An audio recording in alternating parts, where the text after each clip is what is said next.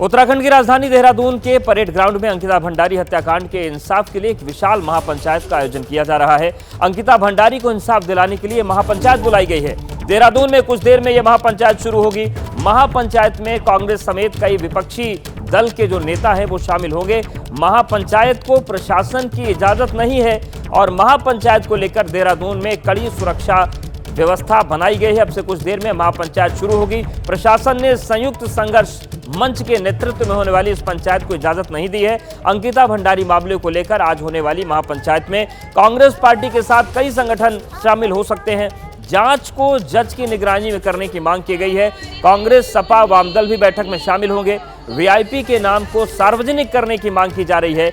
लगातार इस घटनाक्रम के सामने आने के बाद एक वीआईपी की बात हो रही थी, लेकिन आज तक ये पता नहीं चला कि वो वीआईपी कौन था और इसी मांग को लेकर आज ये महापंचायत बुलाई गई। हालांकि यह महापंचायत हो पाएगी या नहीं, इस पर सवाल इसलिए है क्योंकि प्रशासन की तरफ से इसको लेकर कोई इजाजत नहीं दी गई है। ये चार तस्वीरें आपको हम दिखा रहे हैं। बड़ी संख्या में देहरादून में लोग जुटने लगे हैं और दूसरी तरफ पुलिस की तरफ से भी सुरक्षा के पुख्ता इंतजाम किए गए हैं क्योंकि प्रशासनिक रूप से ऐसे किसी भी आयोजन की अनुमति नहीं दी गई है। लेकिन अंकिता भंडारी को इंसाफ दिलाने के लिए आप देखिए कितनी बड़ी संख्या में लोग देहरादून पहुंच रहे हैं। सामाजिक संगठनों के साथ ही साथ कांग्रेस और वाम दल के जो नेता हैं वो भी इसमें पहुंच सकते हैं।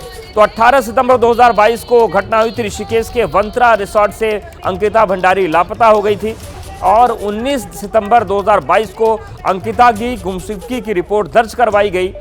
मामला आगे बढ़ा और बाद में 21 सितंबर 2022 को हत्या के आरोप में 3 आरोपी गिरफ्तार किए गए क्योंकि अंकिता भंडारी का शव बरामद हुआ था। यह जांच आगे बढ़ी। 23 सितंबर 2022 को आरोपी पुलकित सौरभ अंकित को न्यायिक हिरासत में भेजा गया और इस पूरी घटनाक्रम के दौरान 24 सितंबर 2022 को अंकिता भंडारी का शव चीला नहर बैराज से बरामद किया गया। पूछताछ के बाद आरोपी के रिजॉर्ट पर आधी रात को बुलडोजर चला दिया गया। यहां से जांच पर सवाल उठे कि आखिर बुलडोजर क्यों चलाया गया, सबूत नष्ट हो सकते हैं। इन सब के बीच 24 सितंबर 2022 को ही डीआईजी के नेतृत्व में एसआईटी गठित की गई, लेकिन बुलडोजर एक्शन के बाद से ही जांच पर सवाल उठने लगे थे।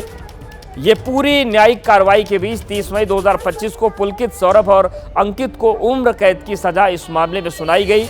दिसंबर 2025 में उर्मिला सनावर नाम की महिला ने एक ऑडियो जारी किया और उसके बाद पूरे हिंदुस्तान की सियासत में खलबली मच गई। दिसंबर 2025 में ऑडियो में मर्डर केस में बड़े चेहरों को बचाने का दावा इस ऑडियो में किया गया था और उत्तराखंड सरकार ने इसके बाद सीबीआई जांच की सिफारिश कर दी 13 जनवरी 2026 को। लेकिन ये जो तमाम लोग हैं देहरादून में जुटे हैं, इनका कहना है कि जिस वीआईपी का नाम शुरुआत से सामने आ रहा है वो वीआईपी नाम कौन था ये सभी के सामने आना चाहिए। हत्याकांड में वीआईपी के खुलासे की मांग हो रही है। दोषियों को बचाने वालों पर एक्शन हो ये मांग की जा रही है और देहरादून में बड़ी संख्या में लोग पहुंचे हुए हैं। हमारे सहयोगी दानिश खान जुड़ गए। दानिश, ये जो महापंचायत होने जा रही है इसको प्रशासनिक अनुमति नहीं है, तो ऐसे में क्या महापंचायत हो पाएगी? देखिए, मैं आपको बता दूं, पुलिस ने किसी भी तरह की परमिशन इनको महापंचायत करने की नहीं दी है, लेकिन उसके बावजूद ये संगठनों के लोग देहरादून के परेड ग्राउंड के पास पहुंचे हैं। फिलहाल अभी तक कांग्रेस के कई नेता जरूर पहुंचे हैं, लेकिन बड़े नेताओं का नाम जिनका लिया जा रहा था वो मौके पर नहीं पहुंच पाए हैं। लेकिन जिस तरह से महापंचायत की जा रही है उसको लेकर के सरकार का भी रुख साफ हुआ है। सरकार की ओर से कहा जा रहा है कि हमने सीबीआई जांच की संस्तुति कर दी, सीबीआई ने मुकदमा अपने हाथ में ले लिया, लेकिन उसके बावजूद ये पूरा मामला राजनीतिक रूप देकर के आगे बढ़ाया जा रहा है क्योंकि 2027 को चुनाव है और 2026 को चुनावी साल माना जाता है।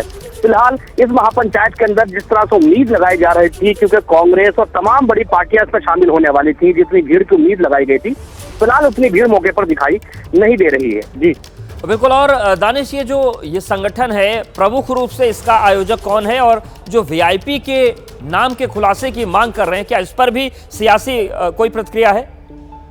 बिल्कुल, देखिए मैं बता दूं, ये एक संगठन है, उत्तराखंड बचाओ संगठन, और यूकेडीओ तमाम दल हैं जो उसको मिलकर के कर रहे हैं। लेकिन जिस संगठन के द्वारा इस महापंचायत को कराया जा रहा है उस संगठन के द्वारा पुलिस का परमिशन नहीं ली गई है। साथ ही वीआईपी को लेकर के जिस तरह से एक लगातार बात की जा रही है कि वीआईपी के नाम का खुलासा नहीं हो रहा है, इस मामले में सरकार ने स्पष्ट कर दिया है। उन्होंने कहा कि हमने सीबीआई जांच की संस्तुति कर दी है। बिल्कुल, दानिश हमारे साथ बने रहिए। अब इस महापंचायत में शामिल होने के लिए जो लोग पहुंचे हैं उनकी क्या बातें हैं वो भी एक बार दर्शकों को सुनवा देते हैं।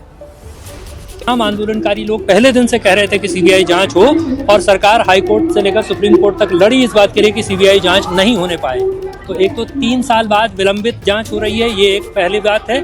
दूसरी बात इसमें यह है कि सीबीआई जांच सुप्रीम कोर्ट की निगरानी में हो, ये अंकिता भंडारी के माता पिता की भी और आंदोलन के तमाम पक्षों की भी मांग रही है, तो सुप्रीम कोर्ट की निगरानी में नहीं हो रही है। तीसरी बात इसमें यह है कि जिनकी शिकायत पर सीबीआई जांच हो रही है उनका इस पूरे प्रकरण से कोई लेना देना नहीं है। कानून की भाषा में कहते हैं कि साहब लोकस स्टेंडाई क्या है, तो डॉक्टर अनिल प्रकाश जोशी का कोई लोकस स्टेंडाई इस मामले में नहीं है, उनका कोई सरोकार इस मामले से नहीं रहा।